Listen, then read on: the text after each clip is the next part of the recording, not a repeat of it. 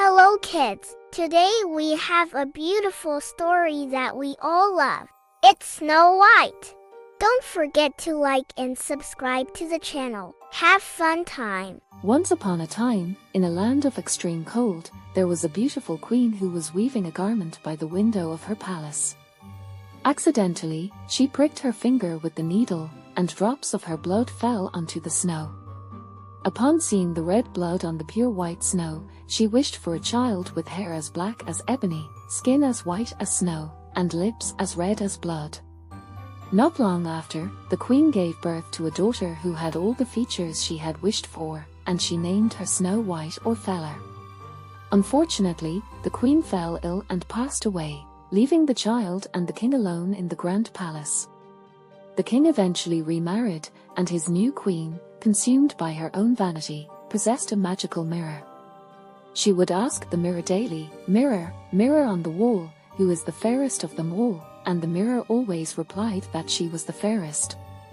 However, as time passed, when Feller turned 7 years old, the queen received a different response from the mirror: "You are beautiful, but Feller is even more beautiful than you." Enraged, the queen decided to kill Feller. She ordered her huntsman to take Feller into the forest and kill her, then bring back her heart and liver as proof, promising a generous reward. The huntsman, taking pity on Feller, decided to spare her life under the condition that she never returned to the palace. To deceive the queen, he killed a deer and brought its heart and liver as a substitute. When he returned to the queen, she was delighted and rewarded him handsomely. Lost and frightened, Feller wandered alone in the forest. She stumbled upon a small cottage belonging to 7 dwarfs. Hungry and tired, she entered and found a meal prepared on a table for 7 people. She ate a bit from each dish and left some for the owners. Then she went to sleep in one of the beds. The cottage belonged to 7 dwarfs who worked during the day and returned home at night.